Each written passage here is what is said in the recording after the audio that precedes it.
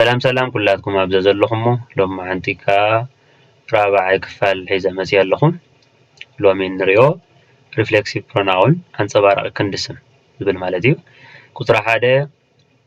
ለልየ ብል ኣሎ ለልየ ማለት ማይሰልፍ ባዕለይ ማለት እዩ ማይሰልፍ ባዕለይ ማለት እዩ ኣብነት ክንርኢ ከለና ለልየ መፃይኩ ዝየ ባዕለይ ናብዚ መፅየ ማለት እዩ ባዕለይ ናብዚ መፅየ ናብዚ ኣነ ባዕለይ መፅየ ክንብል ከለና ብትግርኛ ማለት እዩ I myself came here I myself came here ለልየ መፃይኩ ዝየ ኣብ ግእዝ ማለት እዩ ቁፅሪ 2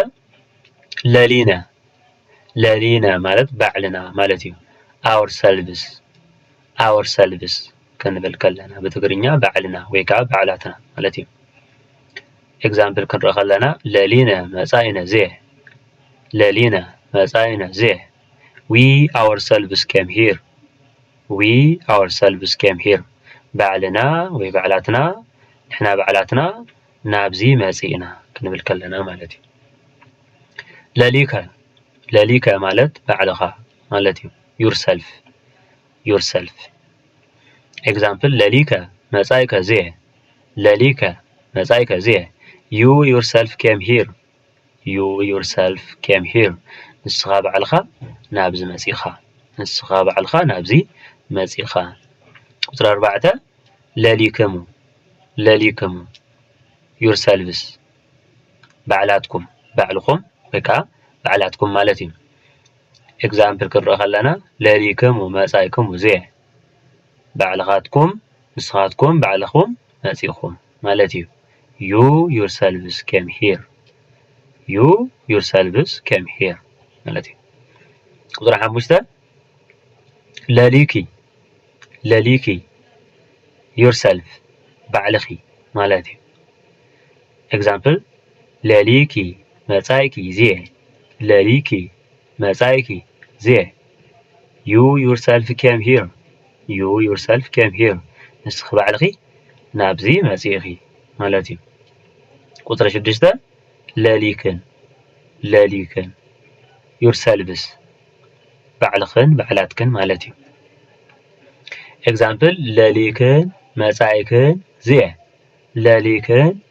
መፃይክን ዝየ you yourselves came here ንስኽን ባዕላትክን ናብዚ መፂእኽን ንስኽን ወይ ንስኻትክን ባዕላትክን ናብዚ መፂእኽን ማለት እዩ ለሊሁ himself ባዕሉ ማለት እዩ ባዕሉ ኤግዛምፕል ለሊሁ መፃ ዝየ መፃ ንብሎ ዘለና ብግእዝ ነቲ ግእዝ ወይ ነቲ ቀዳማይ ፊደል ለበ ከም ዝብሎ ማለት እዩ ስለ ዘይንብል እዩ ዝብሎ ዘለኹ እምበር መፀ ማለት እዩ ለሊሁ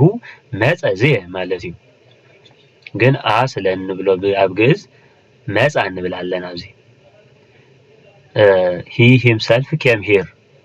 himself came here ንሱ ባዕሉ ናብዚ መፂኡ ማለት እዩ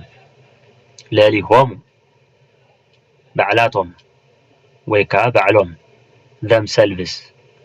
themselves ኤግዛምፕል ክንርኢ ከለና ለሊሆሙ መፁ ዝየ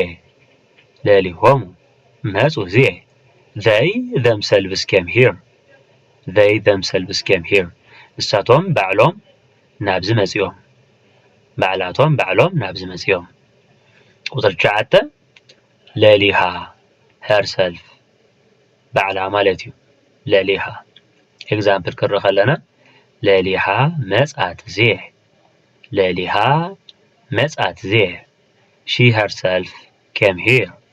she herself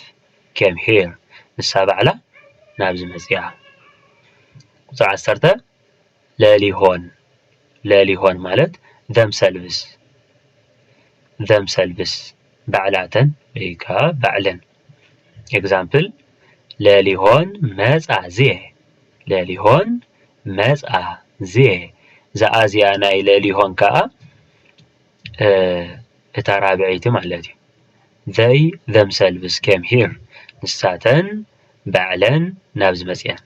أبز مزخاخري لزلهون سي مزخاخري لليهو مسعى كنبل كلنا مسعى لليهو كخون كله ويوئتو كخون كله جئز تقدامي تفيدل نتقم مالتي لليهون كخون كله جن ترابعيتي مالتي نابنت مسعى كنبل كلنا إذا زرابعيتي فيدل إنا نتقام مالتي مع أنتي نزي مسل كصلاي حمشاي كفال حزالكم كساعة مسل سلام أبزز اللهم